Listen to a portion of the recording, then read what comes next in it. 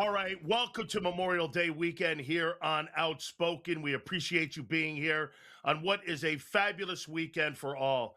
Thank you to all our military out there in the most famous beaches on the planet, or Utah, Omaha, Gold, Sword beaches. Remember this Memorial Day weekend, if you see one of our men and women who served this country, go up, shake their hand, and thank them very much. We got a lot on the plate. We got NHL, NBA playoffs. We got NFL news. Guys, do me a favor. Fire the cannons. All right, so we got two quarterbacks going in opposite directions here. Let's start it out here with Aaron Rodgers. I am so tired of this story here. You know, sometimes you stay too long in places, you become villainized. That's basically what you're getting here with Aaron Rodgers. So he announces that he's coming back for the 2026 season with the Pittsburgh Steelers. The best years of Aaron Rodgers are 5 years ago, but Aaron Rodgers still believes that he's Aaron Rodgers of 2007. He's no longer that player. However, he's in the game today that he believes that he's still a central part of what the National Football League needs when it comes to personalities. Aaron Rodgers, as I said, his best years were 5 years ago, let alone the fact that he was a great player in 2007. Hey, look. I am not sitting here telling you that Aaron Rodgers is not one of the top 5 greatest players in the history of the sport. He is.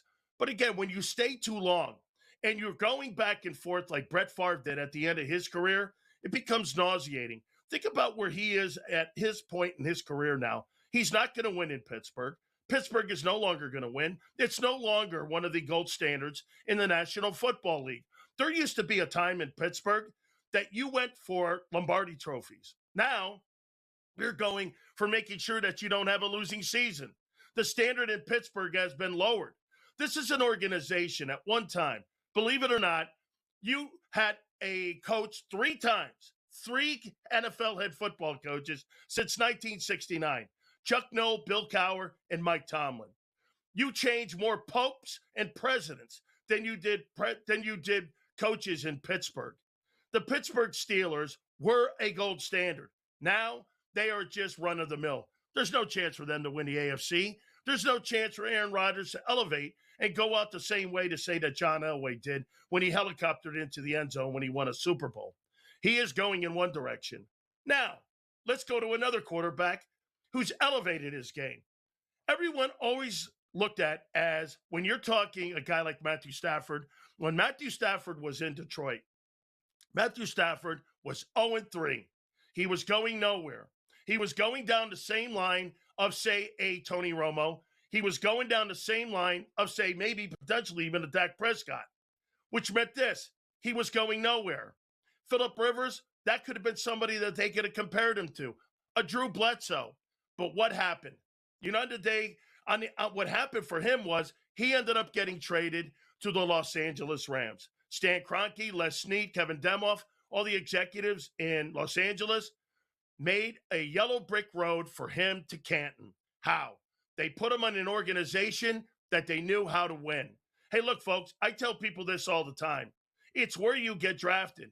If you go to a crappy organization, say like Myles Garrett in Cleveland, Myles Garrett can't do anything about winning Super Bowls because it's a team sport. It's where you go, what organizations believe in championship ideas. And that's exactly what the Rams are. The Rams sit there and understand the difference in championship football. Look at Matthew Stafford. Now he's got a chance to go to Canton. Look at what he's done with his opportunity there. Look at what Sean McVay has done with that franchise since they brought him into Los Angeles. Now he gets a chance to go out on a 1-year deal, giving him an opportunity to get a chance to win another Super Bowl. Matthew Stafford will go down as one of the greatest quarterbacks in pro football history. There's very few guys that have ever spun the football like him. Look at the two stories here. Between Aaron Rodgers and between Matthew Stafford, one guy is descending, one guy is still elevating. He just signed a $55 million contract in Matthew Stafford at the age of 38 years of age because they still believe that he can elevate that organization to a world championship. And I do too as well. Very coachable, unbelievable teammate. Everyone likes him. On the other hand, when you're looking at Aaron Rodgers has gone the other way. He's gone the way of Brett Favre. When you look at those two quarterbacks over the last 3 decades in Green Bay, I wonder who you're going to revere more. What Brett Favre did as a player, even with his mistakes, or Aaron Rodgers with all of his fumbles in public. People look at Aaron Rodgers in a different light today. They don't see Aaron Rodgers as the player they saw back in 2007. Look, I said it before and I'll say it again. Truly one of the greatest athletes and players to ever spin the ball. But at the end, it's been a back 10 that has not been good. And what I mean by back 10, his last 10 years have not been very good. His last 10 years have been with controversy. And again, I know he wants to be a media star. But again, one thing you got to remember about the National Football League. Think about this. The ratings for the National Football League have gone through the roof. This is after Tom Brady. This is after Peyton Manning. This is a sport that has no face of the league. The league itself is what fans love the most.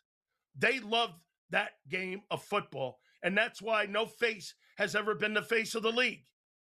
The teams, the fans, those are the people that propel this game, not one player. There is nobody bigger than anybody that will ever be over like the league, like you saw with Michael Jordan. Michael Jordan was bigger than the NBA. He was bigger than the sport. You will never see that in pro football. The sport itself elevates itself each and every single year because the fans revere it. All right, sad news. This is one of the craziest and most sad stories you will ever see. I saw like the cars being rolled out today at the Coca-Cola 600, and they had repainted the car for Kyle Busch, who passed away this week unexpectedly at the age of 41. It's now with the number 33 on it. Every single garage came out and saluted. You know, I'll say this about NASCAR. Reminds me a lot of the NHL. The NHL players revere that sport. They love that sport, and they love that cup. Same thing with NASCAR. Same with their fans. NASCAR fans were devastated. It was really a crazy story this week. First, it was initially told to us that he wouldn't race in the Coke this weekend. Then it came back later in the day. He had passed away of severe pneumonia. This is a crazy story, and without a doubt, his 63 wins in NASCAR, one of the absolutely greatest drivers in the history of the sport. Remember this too. When you're talking with this sport, the fans love these drivers. The fans can relate with these drivers. Drivers related with the fans. And this is what makes this sport great. Look, I'm not a gigantic NASCAR guy, but I've been to Daytona 8 times, and I see how they revere these drivers. I see how they revere that sport. It's a passion. And when these guys, again, Richard Childress obviously knows disaster because, as we all know, Dale Earnhardt Sr. drove for Richard Childress. And to see this was absolutely horrible. And our great friends at Morgan & Morgan are also devastated. Our friends at Morgan & Morgan were in business with Kyle Busch. And again, you look at the relationship that they had, John Morgan and all the family members together there with the Busch family was just devastated this week when they heard the news because, again, you know, being a business partner with Kyle Busch, this was absolutely unbelievable for Morgan & Morgan. Speaking of that, our great friends at Morgan & Morgan, the #1 injury law firm in all of America for a reason. It's because they win. With over $30 billion recovered, folks, Ultima and John Morgan put this company together for a reason, to defend families like yours. I tell you about the family in Pennsylvania, $650K. They got $30 million in recovery for that family. Or the family in Florida that was initially offered $350,000. They got nearly $12 million in settlement.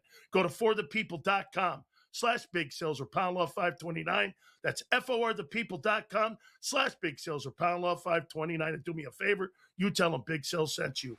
We are going to talk to 3-time Stanley Cup champion and our friend Ken Daneyko next, right here on Sports.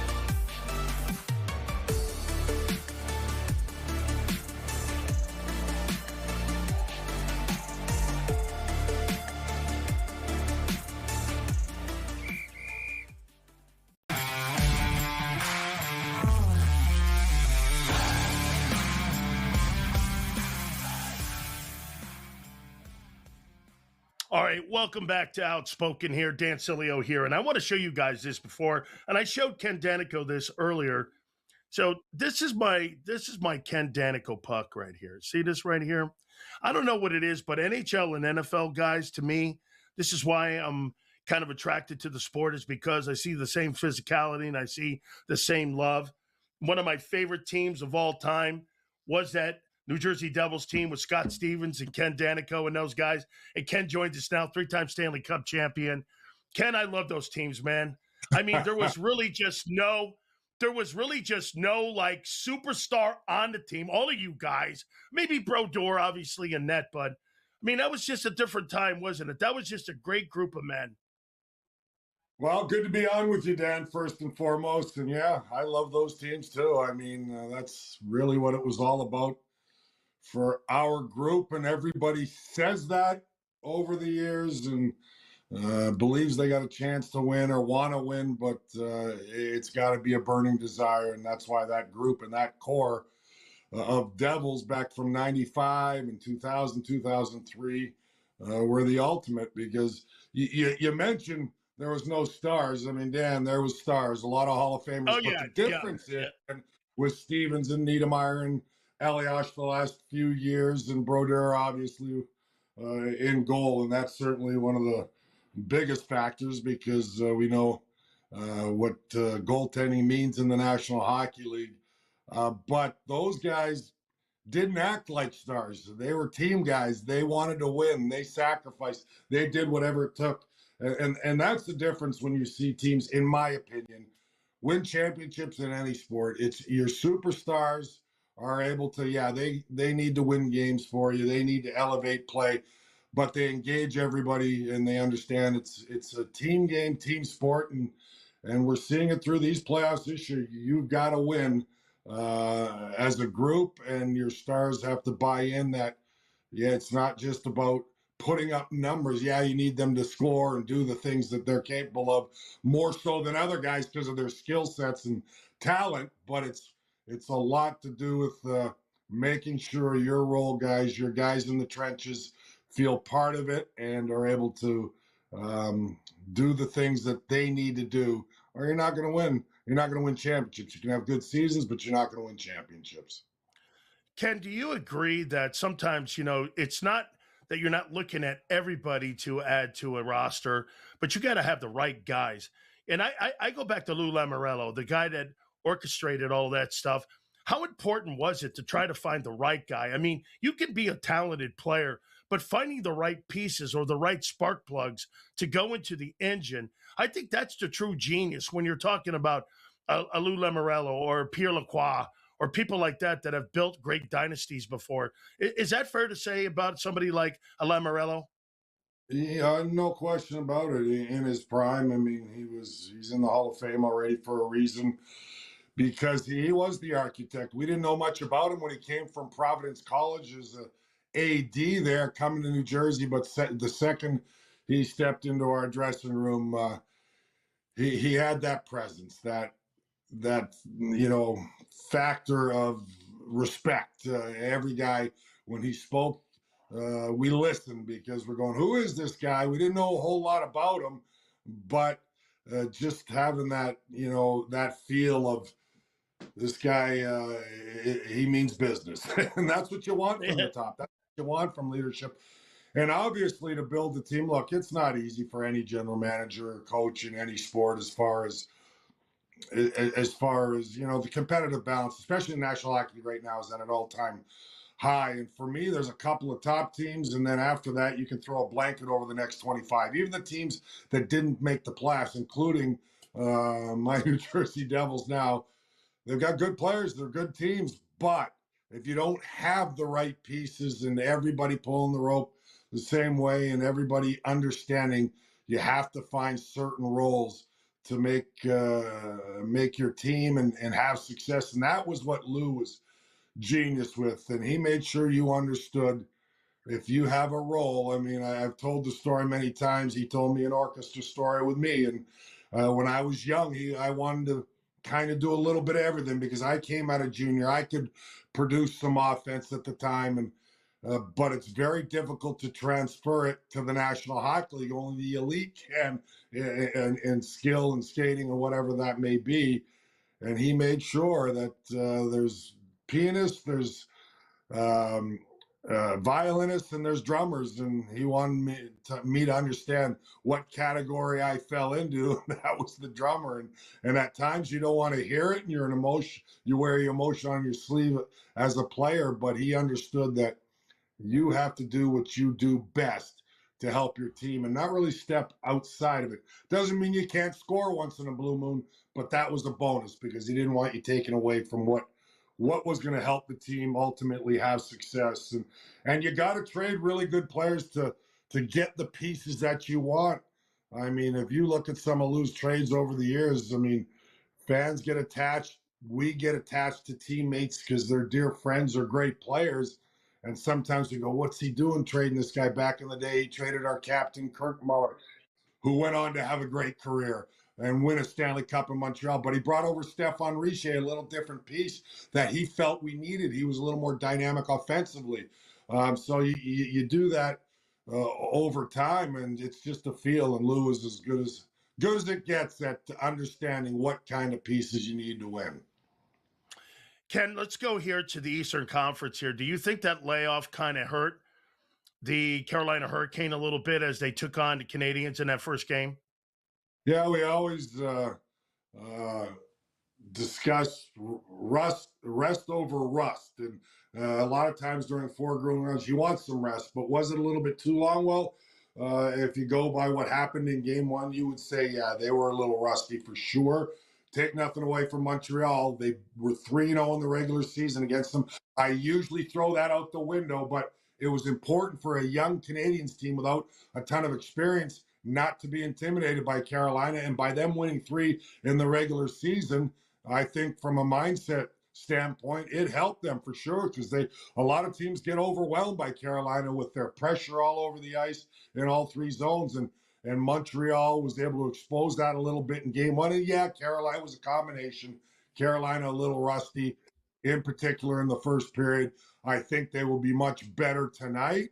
But this Montreal Canadiens team has a lot of speed and skill, and Carolina maybe got a little humbled there in game 1, and I'm sure they'll be ready tonight. We're going to continue more of this conversation with Ken Daneyko, and we're going to get more into that and the Western Conference Finals next here on Sports Grid.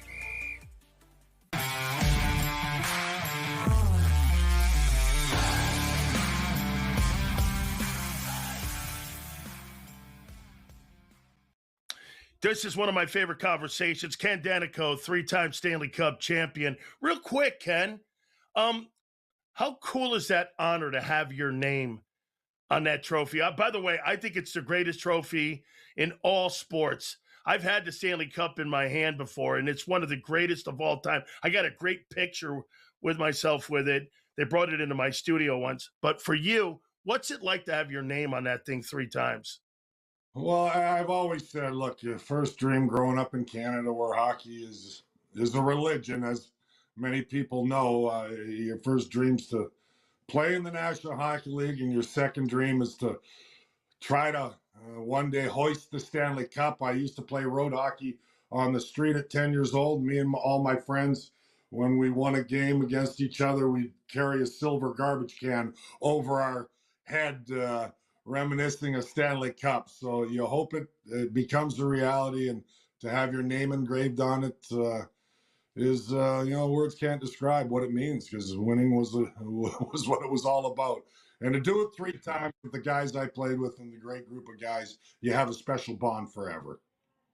Absolutely. Watching you guys go around the ice with that cup in your hands with Stevens and Niedermeyer and those guys back in the day, truly one of the greatest teams of all time.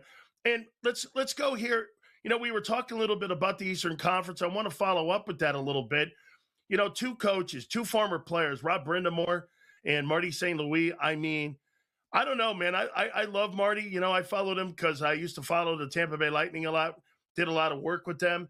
I mean, have you been surprised on how great St. Louis has turned out to be a coach there for the Canadiens? Probably not so shocked on what Brind'Amour has done with the Hurricanes.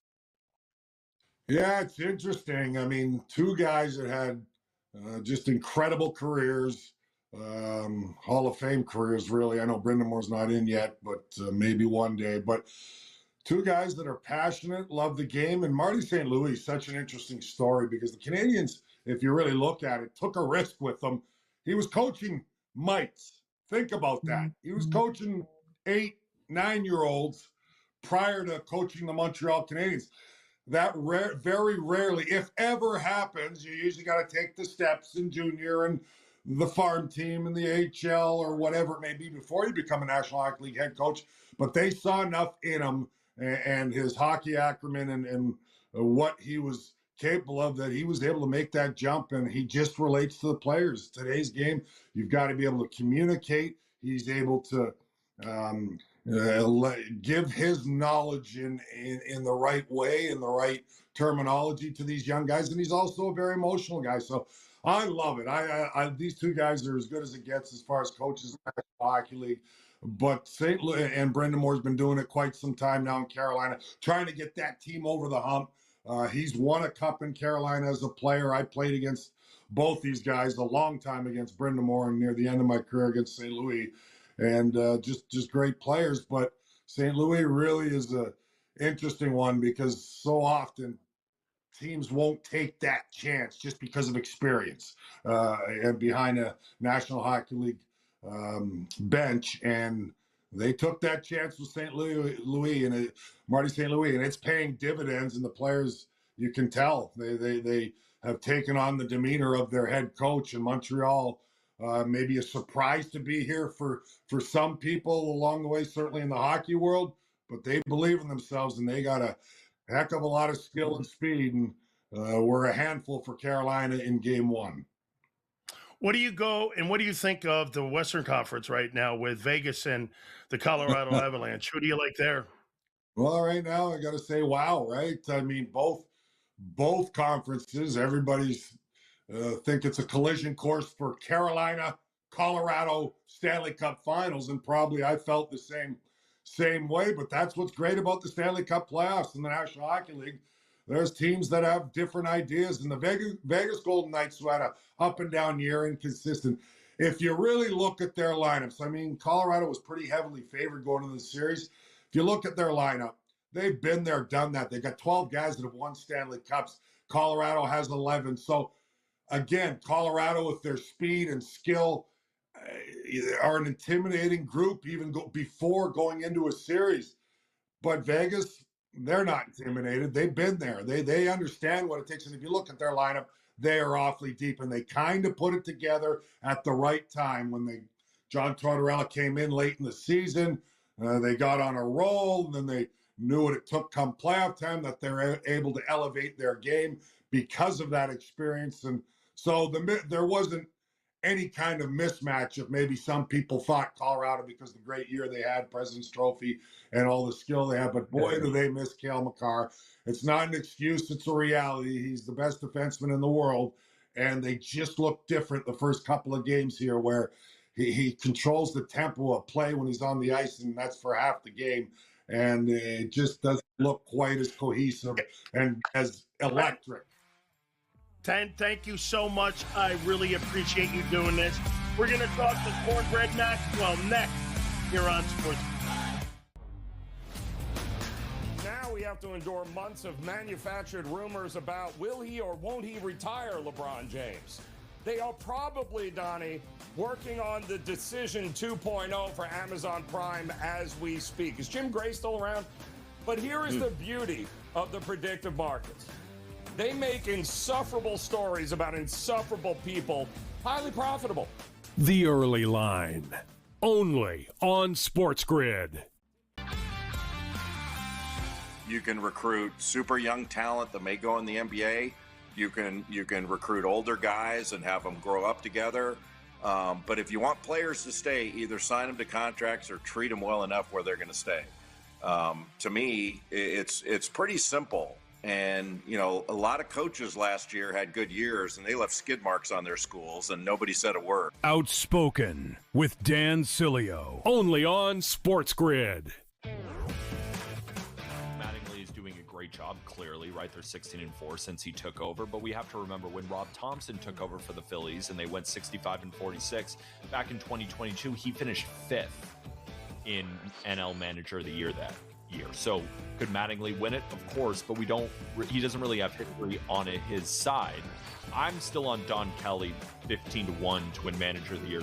Newswire, only on Sports Grid. They're trading right now currently at 74 wins on the season, which means the Kalshi marketplace goes by 5-win intervals. 75-plus wins for those Houston Astros. That's a 49% contract to the yes, which a $100 investment pays back $205, Greg. I'm not high on this team. Look, again, 75 wins for the Astros is terrible, but this team might not even look the same as where we stand today by the time we get to that deadline. Pro Baseball Today, only on Sports Grid.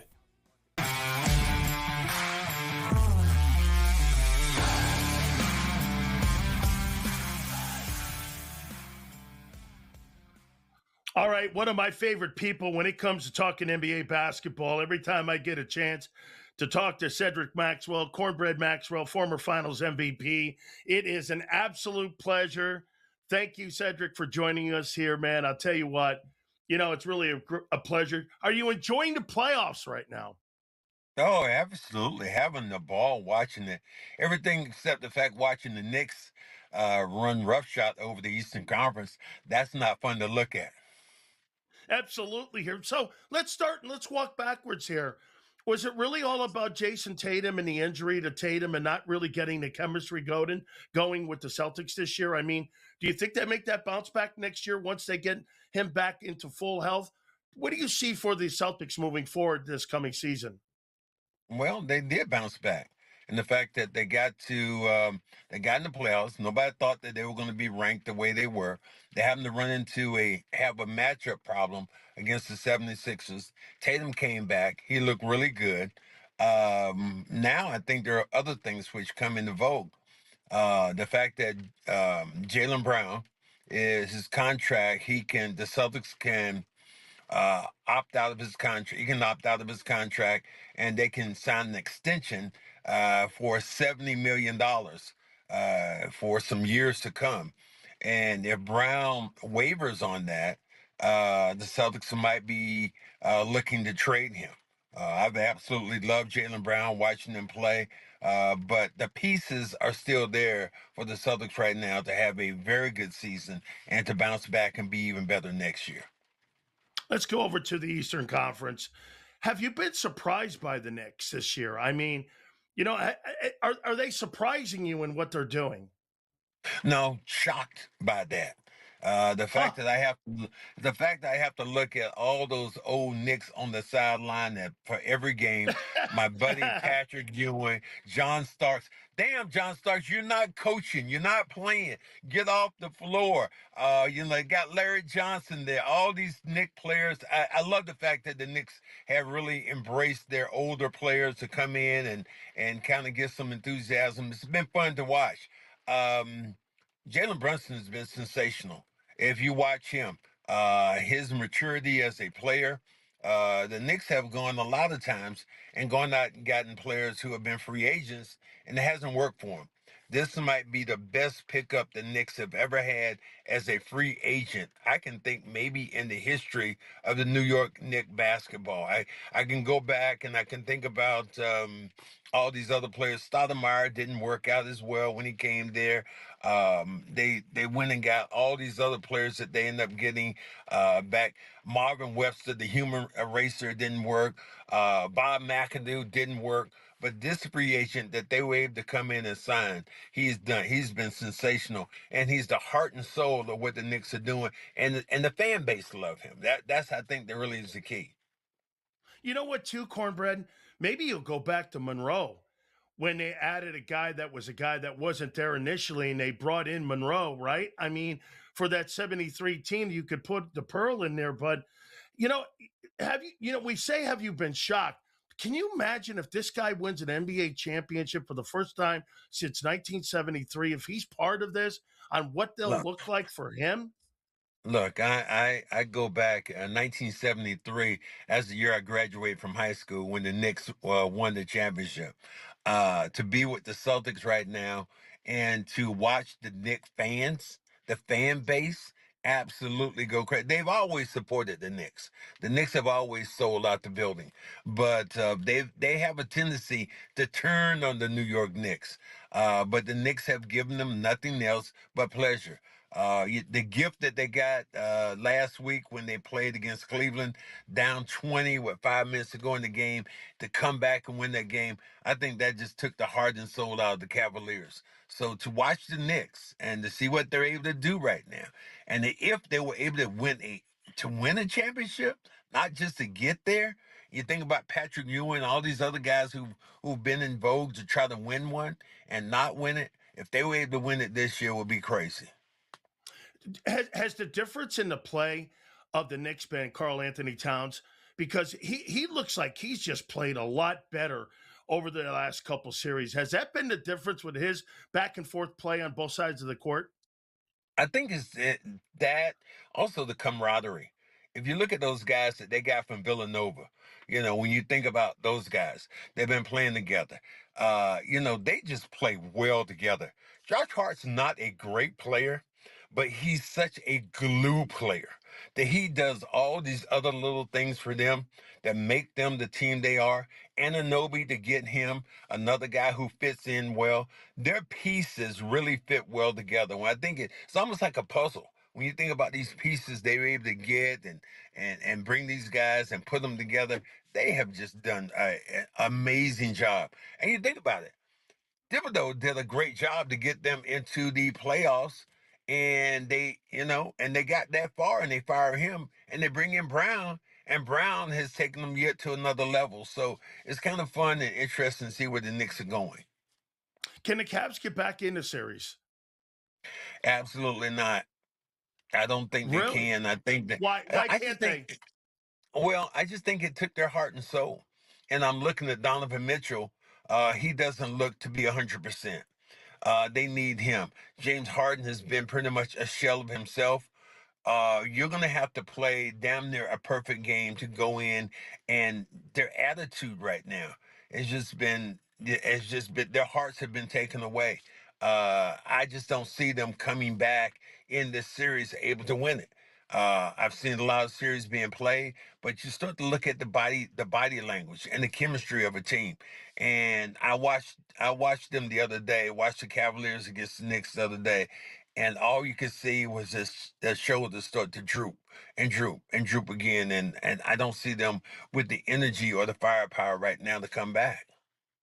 Do you think the Knicks really have all the pieces? we'll talk Western Conference in the next block here, but do you believe, Cornbread, that this Knicks team can actually go the distance? At the distance and what? And win in the East? Yeah. I think they can win the winning the East. NBA championship. What about the NBA championship? Let me put these two words, hell to the no. And the reason I say that is because I start looking at what's out East, what's out West. I mean, you got two teams right now.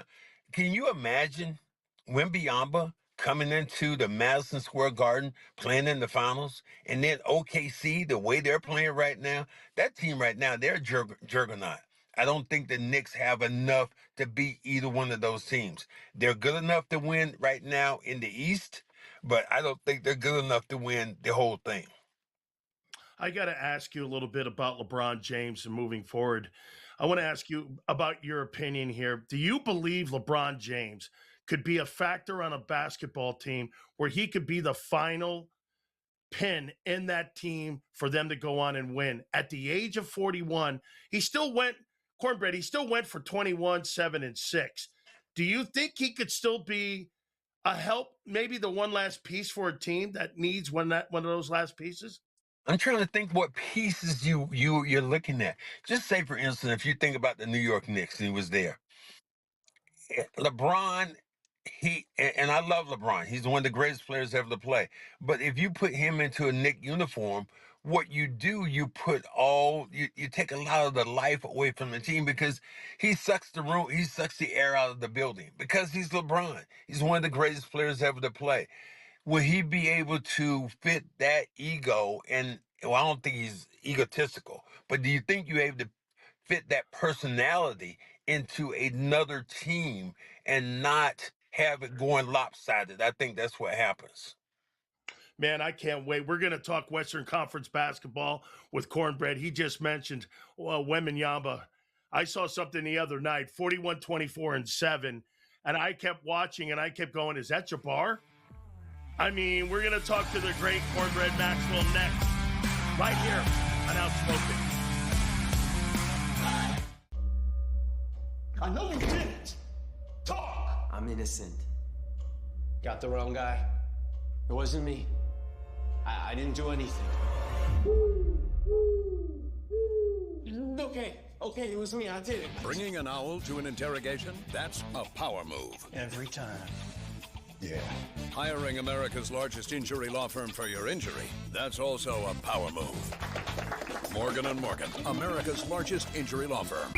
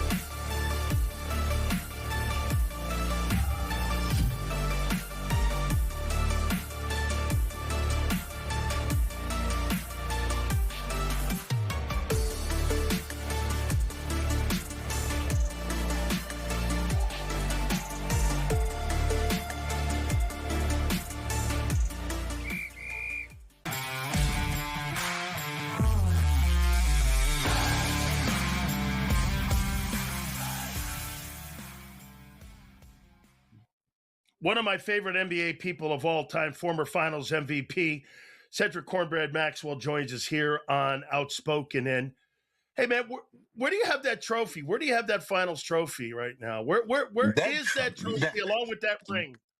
That trophy right now, and I saw it. The trophy actually is in the Hall of Fame. I sold it to a collector, and the collector had it at the Basketball Hall of Fame in Springfield. And they had a vault where had all the famous Celtic stuff in. That's where it's at.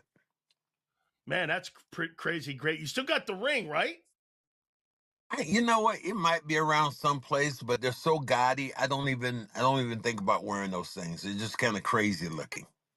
Man, that's one of the greatest basketball teams of all time. So, hey, we were talking in the timeout here a little bit, and I was talking about Sam Presti, the guy who is the architect of the Oklahoma City Thunder.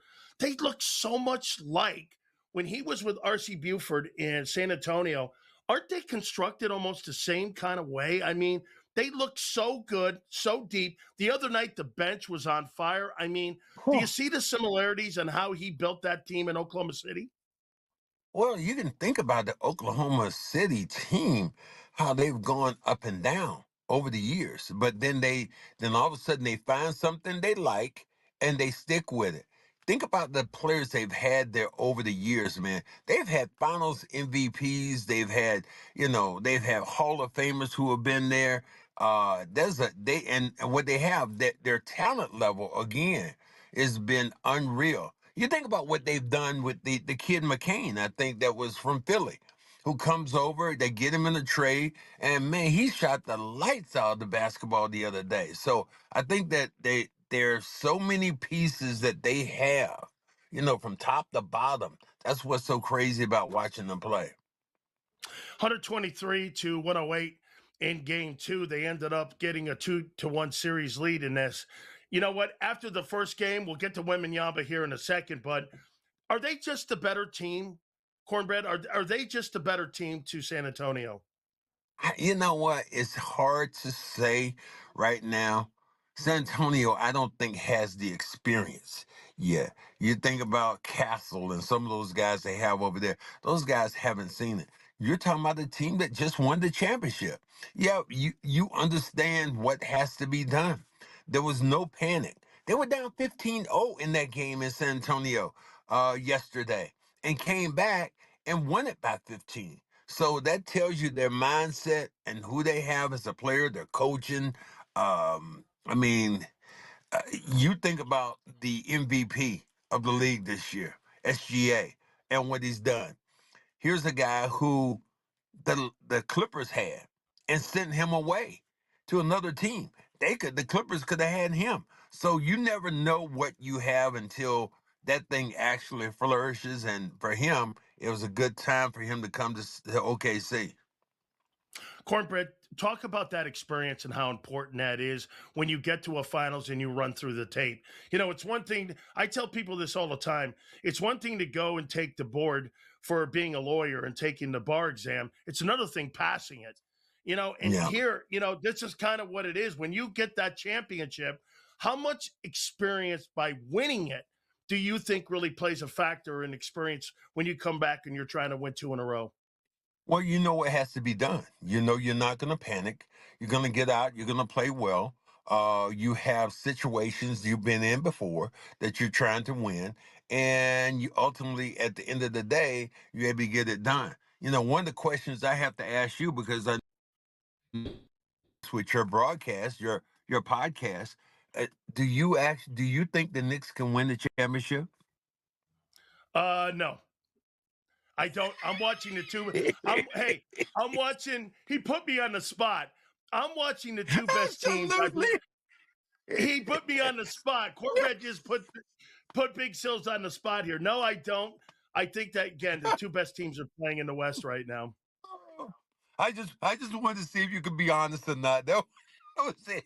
And you look right in the camera and go, no, I don't think you had asked me that, and I asked you, but I just think the two best teams right now are in the East, in the West. And San Antonio comes to New York and plays. I don't see the Knicks beating them, or OKC. I don't see the Knicks beating them. Remember, the first two games are going to be out west. If the Knicks win, if the Knicks advance, because the record isn't as good as San Antonio or OKC. So it would be very hard for them to be down 2-0. Although I love the enthusiasm of the Knicks fans. I love that what they have outside. Matter of fact, I hated that. It was a couple years ago when the Celtics got beat by the Knicks after the game. They came out, the Knicks fans, we were riding off in a bus. They stopped our bus and they shook our bus to the point where I thought it was going to tip over. So that's how crazed the Knicks fans are right now. What do you make of Wembanyama? 7'5", usually those guys are so uncoordinated. This guy plays like a point guard out there at 7'5". I mean, you see a little Olajuwon and you see a little Akeem in the guy's skill set. What do you make of him? How great? He's 22 years old, too, Cornbread. Dude, the word they say right now, the alien. And that's what he is. He is something we've never seen. 3 guys, in my opinion, have changed the game. Wilt Chamberlain changed the game. Another one is Steph Curry. And now Wembanyama is going to change the game again because he's so long. He's so apt. Some of the plays he's able to catch the basketball is one lob he caught left-handed over the rim, dunked it all in one motion. It looked like something out of a video game. I mean, that 40-20 you had, that was what video numbers. But now, can they duplicate that by playing a team that has a championship pedigree? What we saw the other day was the difference in that game was an experienced team against a team that doesn't really have the experience. And some of the guys you look at who've been hurt right now, I think that's what kind of, defines who they might be and if they can win or lose or not. Absolutely here. I mean, is it the rest of the guys coming along, Cornbread? The rest of the guys have to play alongside Wemby. They have to come along. Yeah, no question about it. De'Aaron Fox, who is a sensational player, right now has an ankle injury. So you see a shell of what he's able to do. So I think you just start looking at their players until somebody else steps up and is able to go at another level playing. I don't think that they're going to have enough experience right now to beat OKC. Thank you so much, Cornbread. He put me on the spot. No, I don't think the Knicks can win the NBA championship. Thank you, Cedric. Sileo says say that next to right Oakley, here. okay? Thank you.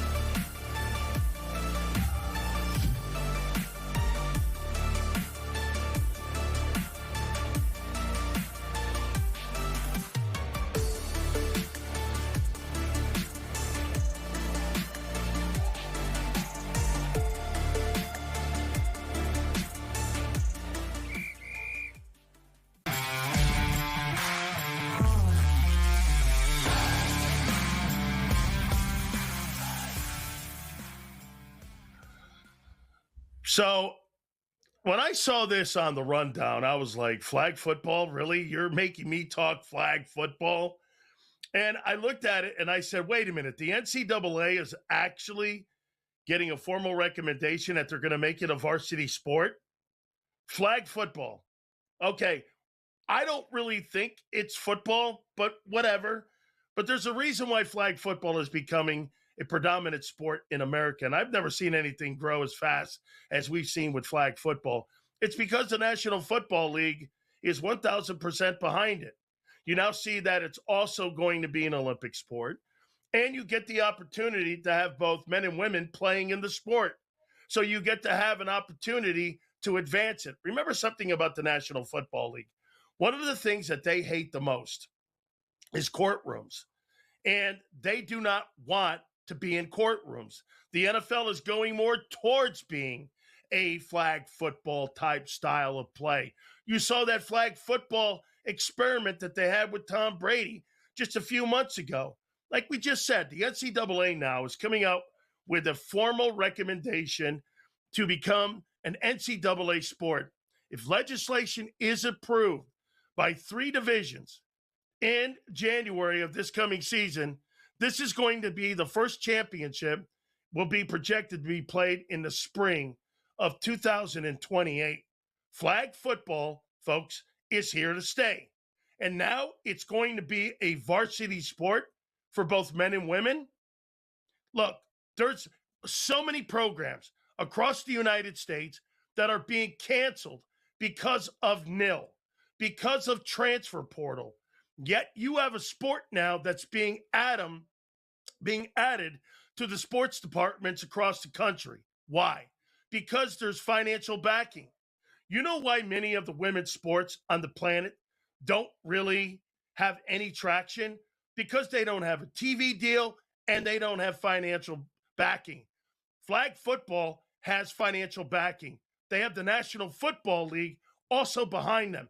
Anything that the National Football League gets involved with, the National Football League believes in one thing. That's the cash register. They see a monetary thing here with flag football. There's even conversation that the NFL is going to have a flag football league by the start of the 2028 season. That means the owners of the National Football League are going to have flag football teams being played in the springtime, and they're going to be professional teams. Look, the NFL is looking for content. The NFL is looking for these new stadiums that they build for them to be able to have sporting events inside these buildings. And make no mistake about it, this is something that the National Football League has embraced since day one because of concussions, because of CTE. The league doesn't want to be in a battle any longer with the Players Association when it comes to CTE. What's the best way to do that? Let's take the helmets off the players and let's get a flag football league going. Plus, what's the one thing that you hear a lot of women and a lot of families doing? I'm not allowing my kid to play football because of the contact, because of the dangers of playing in pro football. The most deadliest thing on the planet for football players is the helmet. The helmet has been the most destructive thing when it comes to lives for men that have played in the National Football League. You know, the league can tell you all you want. They put those air holes in the helmets. It is without a doubt one of the most destructive things when it comes to players has been the advent of the helmet. Look, I've said it before. Troy Aikman has said it before. You want to stop concussions? Take those helmets away.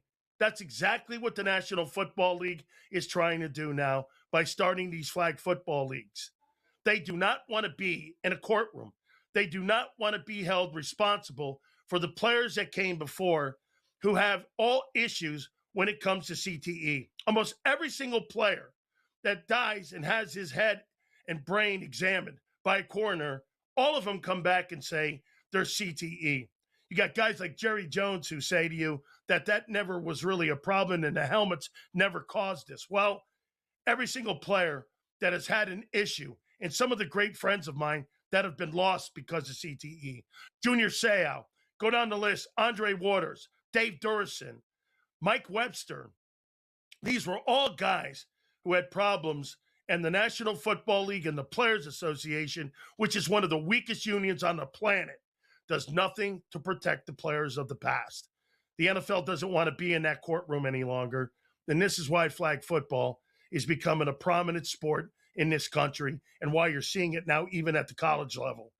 Nobody wants to take accountability or responsibility for what happened to the players before. That's why flag football is here, and that's why flag football is going to be here to stay. And this is one of the reasons that the National Football League has endorsed it, and now the NCAA. We're going to talk to one of the great Knicks of all time, our friend Charles Oakley, next, right here on Sports Radio.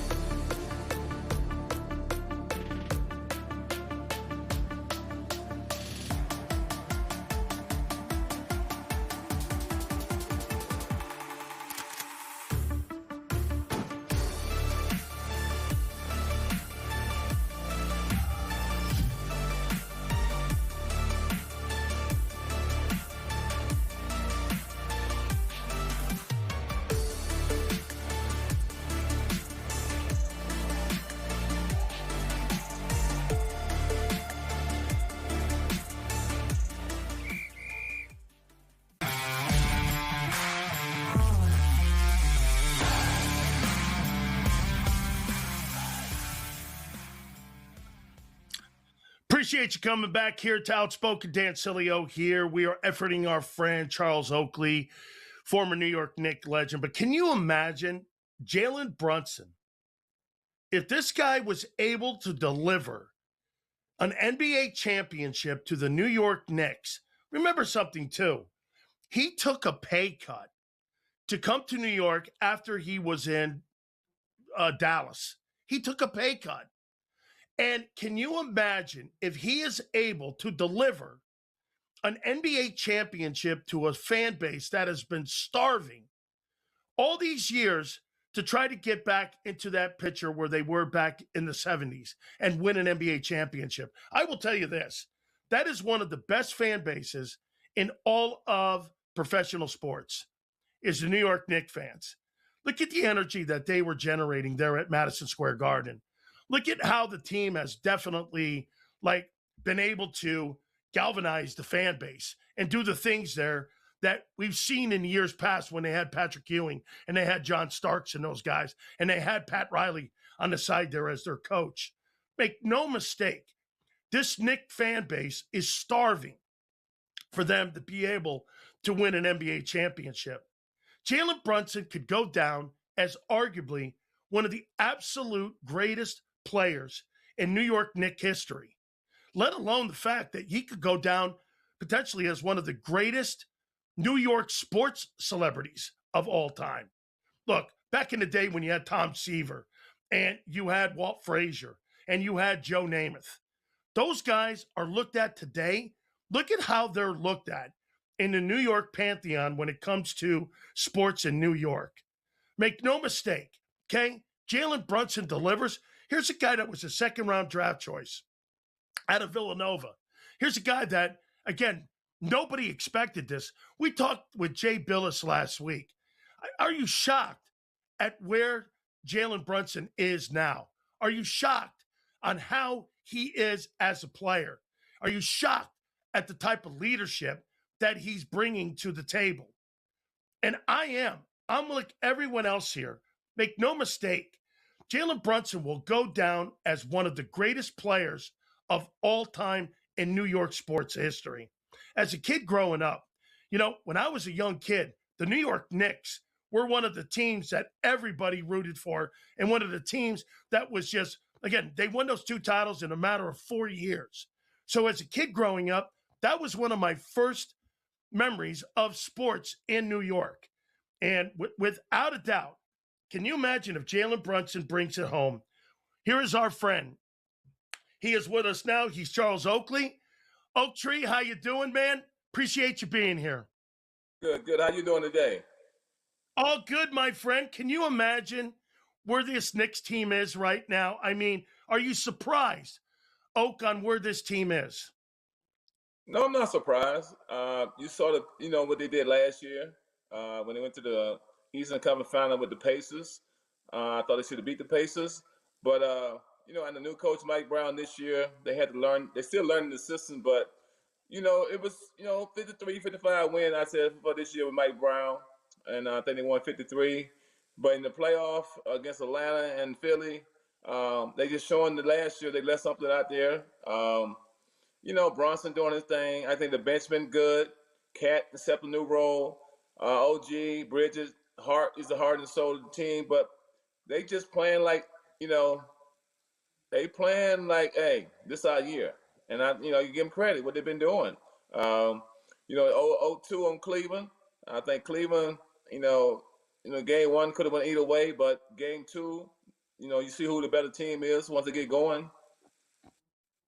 Hey, do you agree that it looks like this team has galvanized the Garden? Do you agree, Oak, that when you look at what they're doing with Madison Square Garden right now, that, again, you see where they are and what they've done and how good the Garden looks? Do you agree with that? Okay, I think we got it frozen a little bit here, so let's see if we can reconnect here with our friend Charles Oakley. But I think Madison Square Garden has absolutely been just without a doubt, the energy in the building has just been crazy great. And that the fan base has been able to really push those 2 games. And the Knicks have done such a great job at pushing those 2 games to a 2-0 lead in that series. And Jalen Brunson has. And I said it before, too. Karl-Anthony Towns has been a different ball player, accepting that role that Oakley just said. I mean, look, this team, I said it this last segment with Cornbread Maxwell. I don't know if this team can win the NBA championship, but what I do know is this, that team has an opportunity to make it very interesting, the finals. And if they're able to get the kind of play, the backcourt that they've been getting, especially in this Cavaliers series, I don't know if they're going to be able to, again, get back into Cleveland, but this is going to be a very interesting series, whoever it is, San Antonio or OKC. Look, OKC's bench the other day was just marvelous. And them falling in that first game when Wembanyama went nuts for 41, 24, and 7, they were able to rally the troops the last 2 games, and they now have a 2-1 lead. But I thought it was the bench of OKC. We were talking with Cornbread about how that team has been constructed. And make no mistake, you're looking at, again, the battling that I think that you're going to have with the Knicks. I don't think the Knicks are as deep as OKC or the San Antonio Spurs. And then again, the alien, Wembanyama, just been insane. He has been, when I first heard Wembanyama's name when they drafted him, my comment was, not everybody lives up to the hype. But what you're watching right now, like, we see him and how he's performing in the playoffs, and he's elevating his game. It's been remarkable. I love watching Akeem Olajuwon play. Akeem was one of the greatest 2-way players in the history of the sport. One of the top defenders of all time. and one of the top scorers and one of the top rebounders. You're seeing a guy at 7'5", and him being able to do this. It's utterly remarkable on watching him play. It's a treat. And you got SGA leading the room. Look, the two teams in the Western Conference, make no mistake, again, I think those are going to be the two teams that are going to fight. And I would have to say for the NBA championship, but you never know with this Knicks team. Say it again. I think Mike Brown has done a nice job. Maybe one of the more underrated coaches that we've seen in the NBA. I don't really think he got a fair share when he was in Cleveland. I think now you've got a great fan base behind him. You've got an organization that's building. The Knicks team has the momentum. Make no mistake, they got the momentum. And for them to be able to close this deal against Cleveland and move this team forward to get a shot at a championship, hey, let this Knicks team take their swings. Give them an opportunity to take their swings at the championship here. I think this has been a great story for the NBA. We talk all the time about load management, and we talk about tanking. This is one of the first times that we've seen here with the NBA where, again, you've got an opportunity where you're going down the lane here and you're looking at a basketball team that might make, again, some really great noise here if they're able to win this NBA championship. What a thing that would be for the NBA to have Jalen Brunson lead the New York Knicks to an NBA Finals and to make it a championship run. All right, guys, do me a favor here. Our great friends at Morgan & Morgan, the #1 injury law firm in all of America for a reason. That is because they win. Folks, I'll tell you this without a doubt. They are champions when it comes to helping families across this great country. I'll tell you about it. $650,000 was initially offered to a family in Pennsylvania. They got $30 million in settlement. Or the family that was offered $350,000, they got $12 million in settlement. Do me a favor, guys. Go to forthepeople.com/big sales or pound law 529. That's forthepeople.com/big sales or pound law 529. Do me a favor. You tell them that Big Sales sent you. We are going to reconnect with our friend Charles Oakley next, right here on Sports Grid.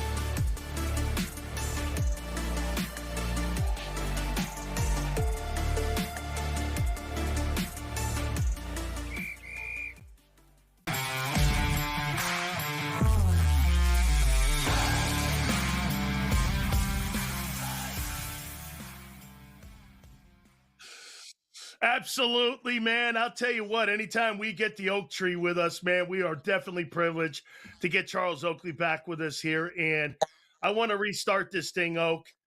You think your boys could go out and win this thing, man? You think they can win the NBA championship? They can do it. I thought they could have did it last year. And, they hit a bump in the road. But I think they came back this year knowing that they was good last year. They better this year. You see in the playoff, the last year playoff, they end up letting Indiana get one. And Atlanta, got two. But in this last series with Philly, now with Cleveland, they bringing the smoke. Do you think one of the differences in the team has been that Karl-Anthony Towns has been able to accept the role and how he's been able to play, and that he's fit into this, and that all these guys are starting to find a role on this basketball team, and that's why they're getting better? Well, I know everybody was saying Towns can't do this, can't do that. But, it's Brunson's team. He's the second guy on the team. But I think he means a lot to the team because he can run the pick and roll. He can shoot the three. He's 7'1". He can get to the rim. Sometimes things don't, other guys realize that he's going to come downhill and people take charges. But he accepted the role well under Mike Brown. And I think the whole team have, right, especially in the playoff, the ball moving more. Brunson left off the ball. The guys off the bench coming in, giving a little energy when they have to. But they playing well. Tell me about Jalen Brunson. How surprised have you been? Here's a second-round pick, Oak. All of a sudden now he looks like he's one of the elite guys that's in the league right now. I mean, have you been surprised his development and his leadership and what he's doing for this basketball team? Well, it started in Dallas when he got a chance in the playoff. I think he had 41 games, and this and that came to be a free agent. But coming to New York, I didn't expect he was going to do all of this, but he's doing it all. He's been consistent. I think 2 years ago I said he probably the second best player to Clyde Frazier, and I got some slack back on that. But what he had done the last 2 years, I think people going to erase that and put him number 2. Then you go with Patrick, and I think that he accepted his role for getting off the ball a little, and I think for the defense, they picked it up after the Atlanta series. The defense has been over the top. They've been playing really hard. But the bench been a plus for them. The bench been coming in. They ain't been great all the time, but like you see when they play against Philly and how they guarded Philly, and how they guarded Cleveland, I think that Cleveland is just, I think it's over Cleveland. I'm from Cleveland. But Cleveland don't have energy. They don't have no defensive concept. I don't see no wings guys on their team. So they're in trouble playing an athletic team. If Jalen Brunson wins an NBA championship, Oak, would you make him the number 1 Knick of all time? The way he's doing it, I probably might have to. Everything's meant to be broken and people change places. But what he's doing is his size. I know Clyde could score, rebound, defense, but at his size, not a great athlete. Understand the floor, understand what he can do and what he can't do, night in, night out. You might have to. He definitely going to have the key to the city. Okay, so I'm going to take you out west. How would Charles Oakley defend Wembanyama? How would a guy like Charles Oakley defend Victor Wembanyama? Basically, you got to stay engaged with him. Like checking Shaq.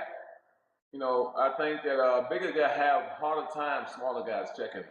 Because Wemby got to drill the ball. He have to drill the ball. So a little guy, you can see how not San Antonio, but OKC is playing a little more physical. I think that he showed last night that he's not ready for the moment, but he's ready for the game, but he's not ready for the moment sometimes. Because he had 40-something the other night, but come back and play your first game at home, and the way they came out the gate last night and jumped out on him, but. OKC showed you they battle tested. They came back with some guys off the bench. I never seen a bench score that many points in a playoff series. Because most times guys off the bench don't give them many minutes to score. But they're going to show you how deep OKC is. They're going to be a tough task no matter who play them. Do you agree that OKC, probably the experience level and the experience factor is probably the difference in the Western Conference Finals? Could it be that? Or do you just think that OKC is a better team? I think OKC was shown last night, but I don't know. It's a questionable about who the better team, but they play well together. They know their strength and weakness. The ball moves. The ball don't stop, and that makes teams play defense. They might be the best besides Golden State at driving, kick, setting picks, doing this. They make the defense work. And then you see how they runs they go on at the end of the game, or maybe a 5-6 minutes here and there. High teams, they wear teams down because they playing 10 guys. And the guys who come in, they got the green light. So it's hard to prepare for them, but you got to come back and just play hard. You got to play same way they play. Get up in your face, and they don't get beat off the dribble too often. So that's one of their strengths. Tell me about SGA in your opinion. How good a player is he? And, you know, you saw him, especially in these last two games, kind of take control of the series a little bit. Impressed with him in the way that he commands the floor? Definitely, I'm impressed with him, how composed he be. He don't rush the shots. He get the ball up a lot. Ball come back to him. Not a great athlete, but the way that he can play in the NBA at this age. I think that little bump everybody crying about, that's how he played. James Harden take 2 step back, shoot 3. So the league letting you do something you do, as long as you do. And I think that what he's doing and his team, how they come together at all moments, no matter who up, who down, they keep one another going. And you got to give it to the coaching staff. After last night, you see how they got down. They just kept fighting. So they're gonna be a tough out. I tell you that. I'll tell you, I got one last one here for you. How do you stop tanking in the NBA? I don't think it's tanking. I think it's some conversation. It's just some bad teams. You see how bad the East is. Philly getting swept. Cleveland about to get swept. Atlanta seemed like Atlanta was the best team they played. But I don't think it's tanking. It's not a lot of talent in the East. They keep saying Boston got that. But I didn't think Boston was great when they won the championship. It's just the league don't have a lot of good talent. The team, whoever get hot in that moment, they go show you what happened in Game 7 in Cleveland and Detroit. Cleveland blew out Detroit and Detroit. So I don't think it's tanking. They just ain't not a lot of talent. They just using that as an excuse. But I don't know. Well, I'll tell you what. I loved what I heard here. If Jalen Brunson wins the NBA championship, this guy may take the baton from Clyde Frazier. That's incredible. Hey, Oak, thank you so much for doing this, my friend. I appreciate you more than you know. Thank you so much. NFL Jail Power Hours. Next, we'll explain. Keep it right here on Sports Grid.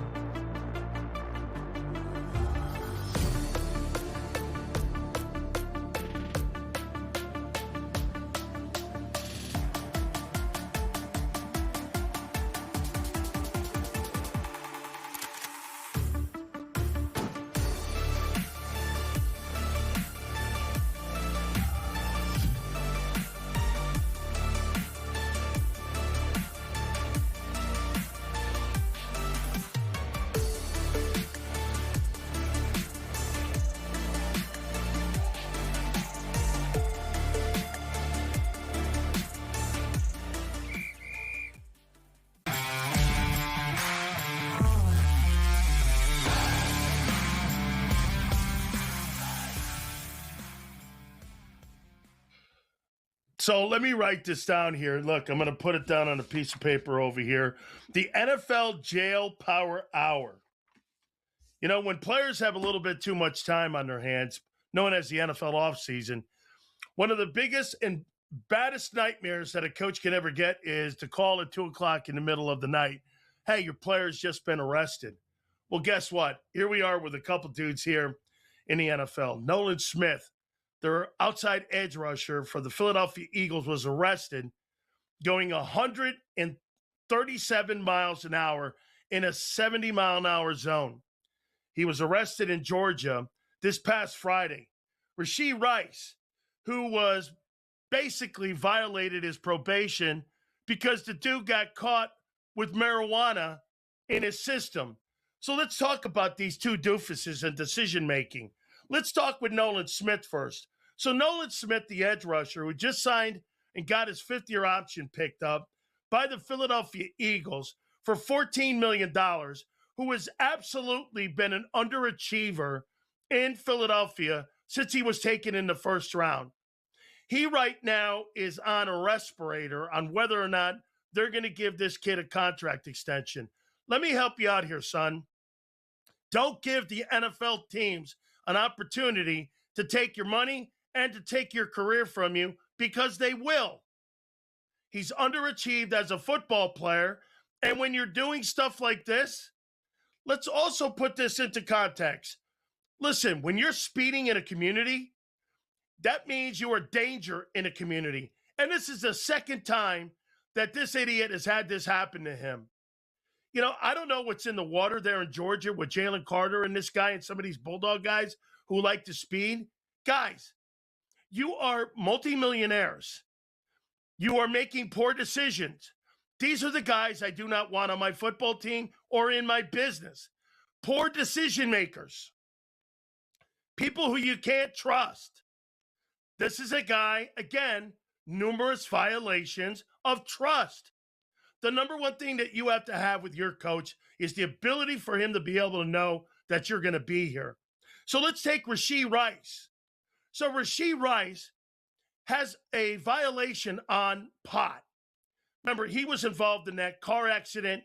That was a deadly car accident, and he's on probation. Guess what? So what does he do? He thinks it's in the best interest to have marijuana in his system. This is decision-making. I don't have a problem with anybody smoking pot. I really don't. What I do have a problem with, hey, you're on probation, son, and you're going to have THC in your system? Ask me how that makes me think that you know exactly where you are when it comes to being a thought process guy, when you know that we're looking at you as a guy who's needed if we're going to move the sticks this coming season. How do I count on you? This is poor decision-making. As I said, when you're a player, coaches, general managers are looking to see, can I trust you? Are you somebody that's going to be there? Are you somebody that we can count on? Are you somebody that we can build a team around? You can't have guys that don't know where they are in the room. And this is where you have an issue here with guys like this.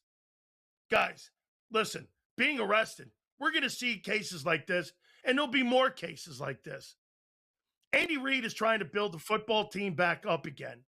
But when you have guys who don't know where they are and how a team looks at you, teams are always looking to take your money, and they're giving you an excuse to be able to knock you off their football team. These are two examples of that. Guys who are fighting for their NFL careers, don't give them the opportunity. Dude, you could go to a track. If you want to speed, go to a track. If you want to smoke pot, wait till you're after your NFL career, especially when you're on probation. How do you not know the room? How are you making these decisions? Where is your age? Where's your common sense? You have to have common sense. Sometimes that, to me, is one of the most difficult things to do with players. Sometimes the most common things are the most difficult things to have. And a guy speeding like this for the second time, I mean, he's lucky that we didn't have the same situation that we had here with Henry Ruggs. Do you not know the Henry Ruggs story? Henry Ruggs just was in front of a judge trying to get released from jail because he killed somebody because he was speeding. I mean, do you want to be in the can? Dude, consequences in this, it's like playing Russian roulette. This is Russian roulette. And now you put 2 bullets in the chamber when it comes to your NFL career. We're going to talk to our guy, Coach Jay Jung, JY. Talk some NBA hoop next, right here on Sports.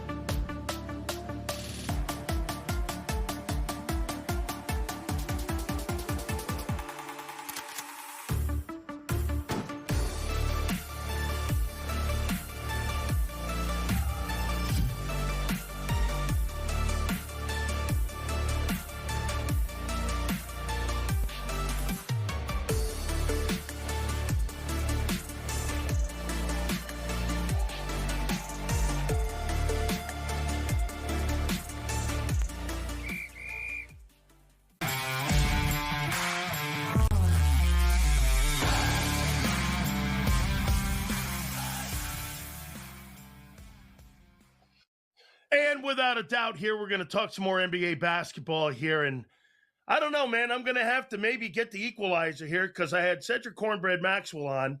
Then we had Charles Oakley on. One says they can win the NBA championship, the Knicks, and the other says there's no way.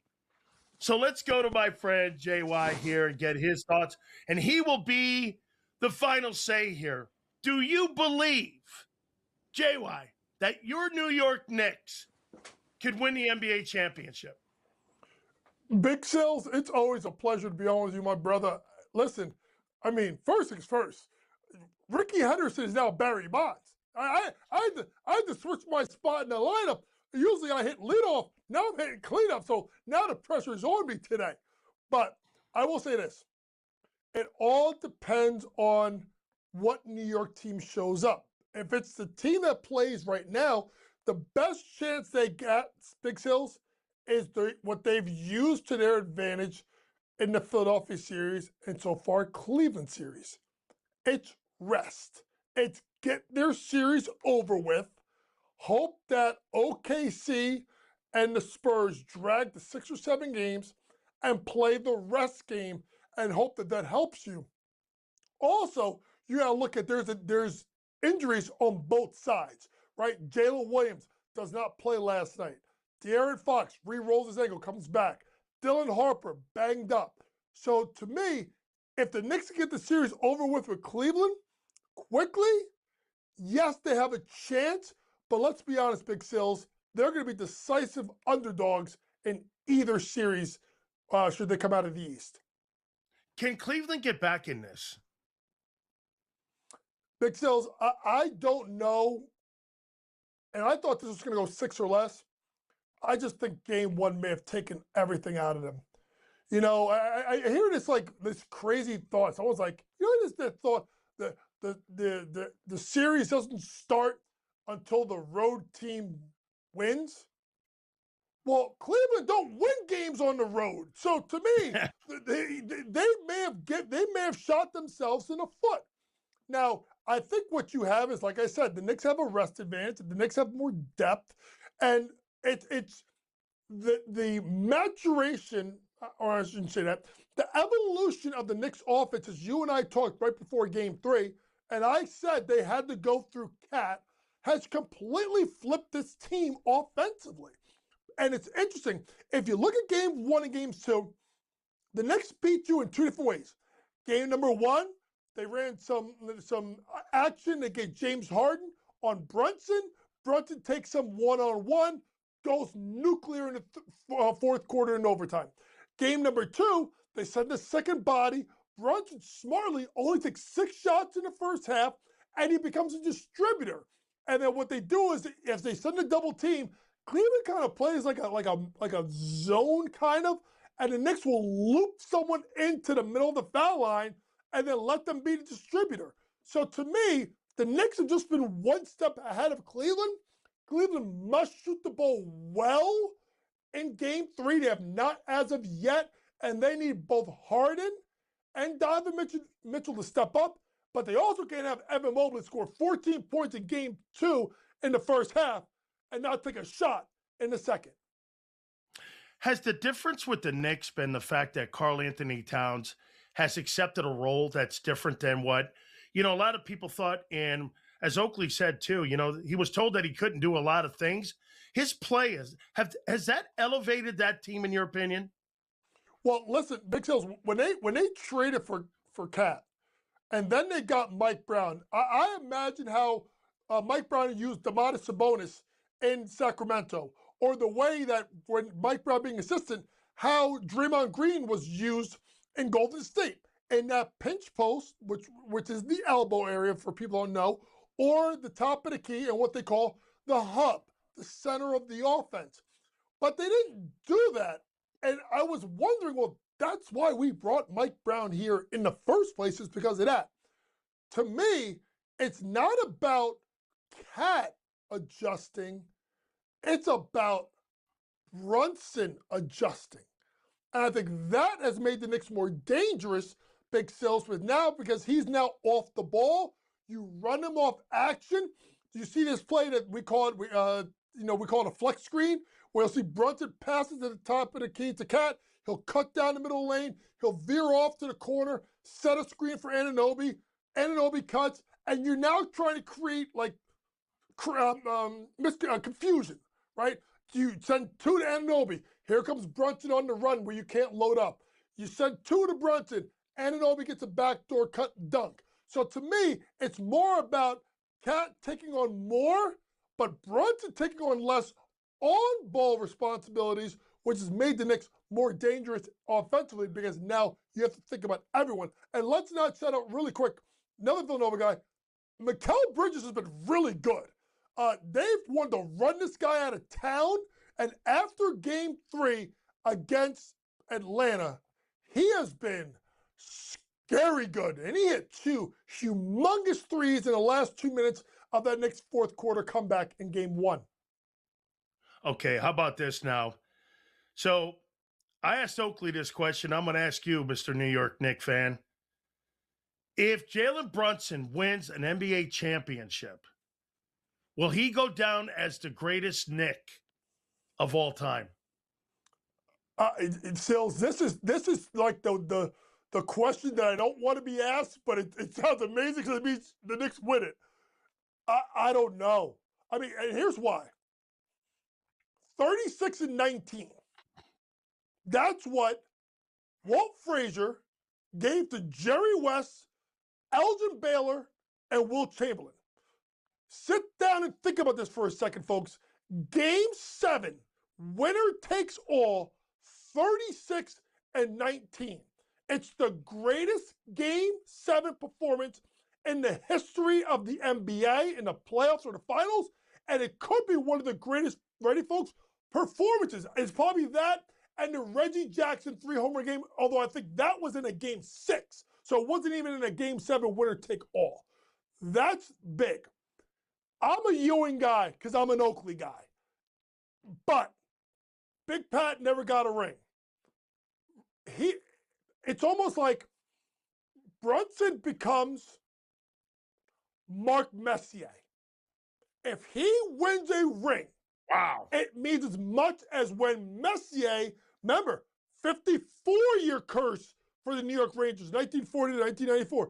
Y'all didn't think I know about that, Coach. Y'all know a little bit about hockey, too. But it's 53 years for the Knicks. It would be Mark Messier-esque if he could lead that team to an NBA championship this year.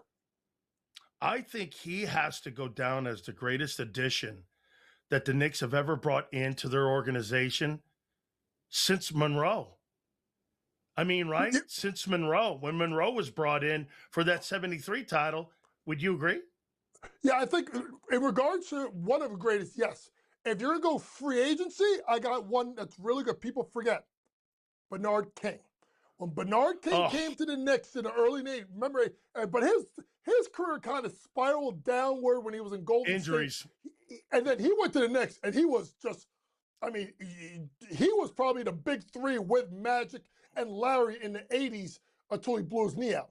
But if you talk about free agency, that is the key. And he will go down as one of Jalen Brunson could be the greatest free agent addition, not just for the Knicks, but in all of New York City sports.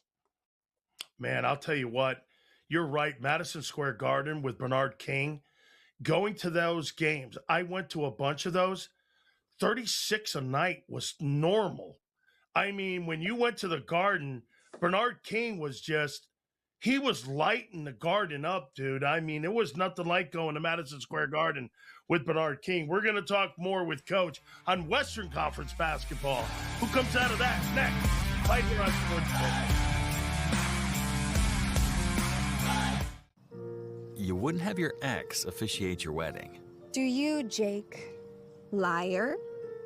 Cheater? Gaslighter? So why have anyone but America's largest injury law firm handle your injury case? With over $30 billion recovered for our clients, there's a reason to go big. Gaslighter, coitus crier, he's got more red flags than a bullfighter's attire. Morgan & Morgan, America's largest injury law firm.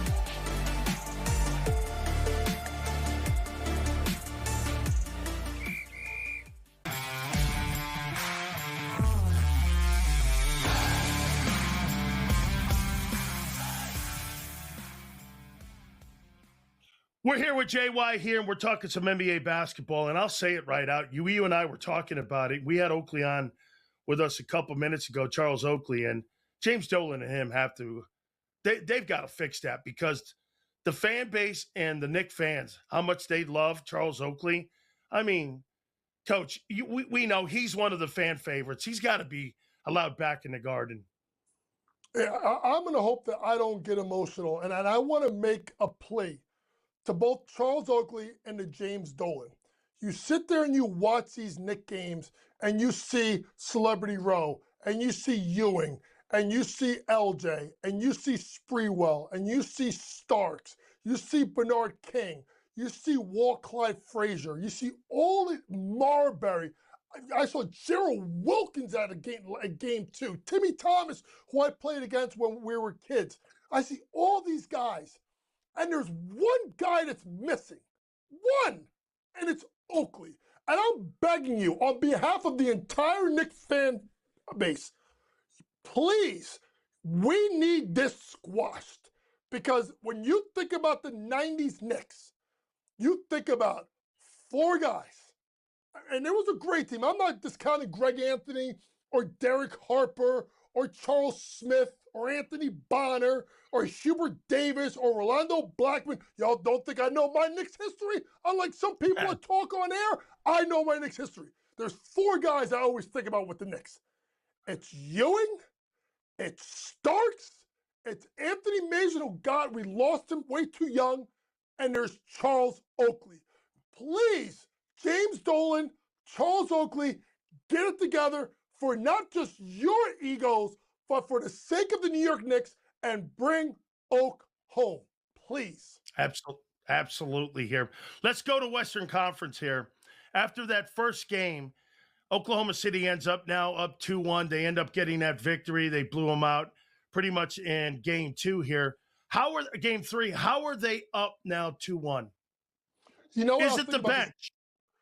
It is the bench. I mean, let's be honest. Jalen Williams, not the one that's hurt. The other one scored as many points as the entire San Antonio bench last night. All right, that's saying something.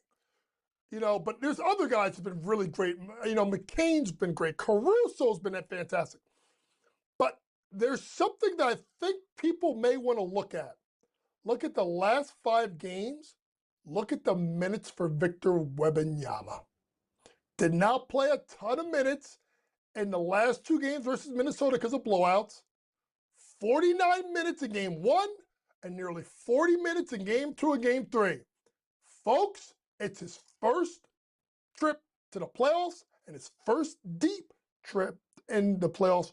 So here come the playoff legs with, ready folks, 1 day off versus a team that's a defending champion that's done it last year and is deeper than you. I think he's getting a little bit worn down. That's why he's not going to the basket as much. But I do think Mitch Johnson needs to change up his approach. Don't put him at the top of the key or the elbow. I would slide him over to the low block, even 1 step over the block on the low block.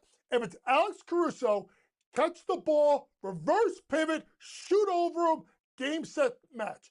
Reverse pivot, here comes the double, dive someone down, replace at the top, get an open shot.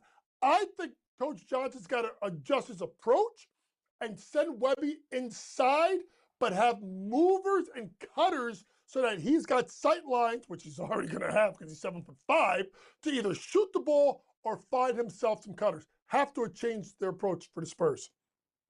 Coach, do you agree then that this really comes down to the experience factor, and it maybe comes down to the body fatigue factor, what you just said? Hey, it's one thing to have game experience. It's another thing on preparation and getting your body ready to play these back-to-back type of games. I mean, so for him, in your opinion, so do you think San Antonio, again, the other guys, don't they have to be more of a factor as well in helping out Wembanyama? I mean, he could be 26 a night, but the other guys, like what we're seeing with Karl-Anthony Towns, the other guys got to come along with him also, and maybe they're going through that same fatigue. They have to be better, Big Sills. I mean, listen, you got to be honest here. You got to get more consistent performances. Keldon Johnson has not been particularly good. De'Aaron Fox had a good game. Remember, he missed the game. Stephon Castle was awful. And I think, if you remember Detroit, when they were looking at Jordan, they're like, oh, we got to beat this guy up. Remember they beat him up in the playoffs? And then the next year, they're like, all right, now we're going to go to Pippen. They've started to switch it over to Stephon Castle. Saw the late play with Mitchell. We got fouled. They got upset. They're banging this guy a little bit, and you saw Stephon Castle not be good. Listen, at the end of the day, Wemby's got to get more help from the other players. But when it's your first time, you know what it is, Big Sills. When it's your first time in the playoffs and it's a deep run, you may not be physically or ready, folks, mentally ready for the moment when you only get one day off every game. All right. I'm going to go to the LeBron James news now. I mean, he's not taking a minimum deal. You tell me, I mean, what do you see the future? Is it in Los Angeles or is it somewhere else? Big Sills, it's very simple. OKC, young, loaded. San Antonio, young, loaded. Houston, if they run it back, Durant healthy and Van Beat back. Minnesota, going to be loaded.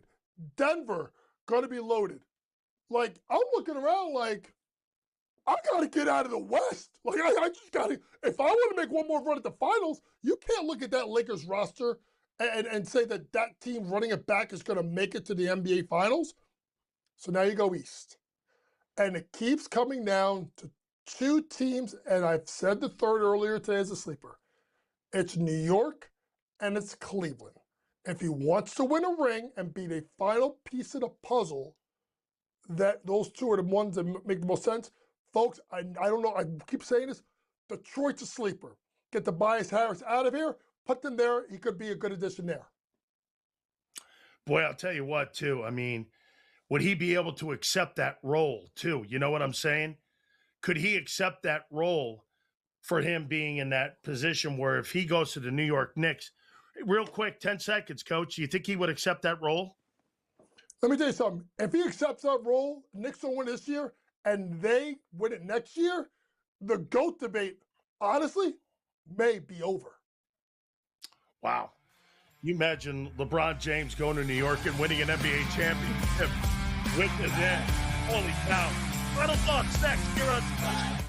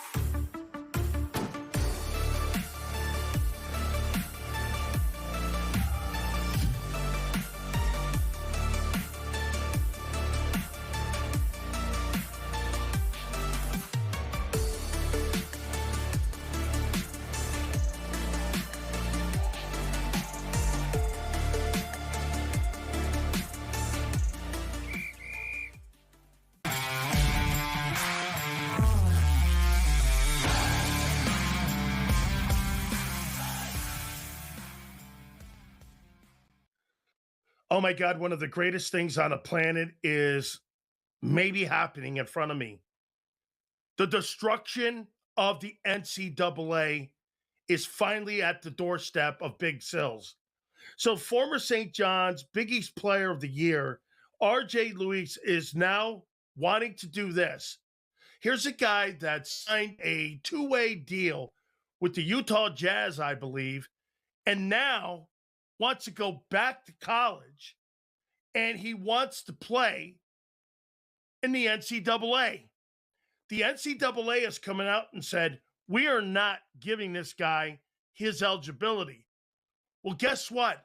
You have no jurisdiction in a courtroom.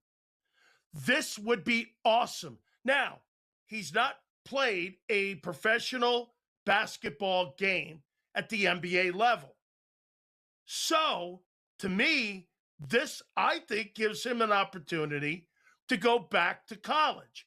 I would say this: if the NCAA loses this case, like they lost the Trinidad Chambliss case on eligibility, like they're losing it on nil in all the transfer portal conversations, this would be the end of the National Communist Association of America, and my job will be done.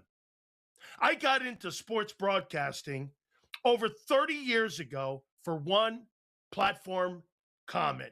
That was to pay student athletes, to get rid of the NCAA, because they took my senior year away.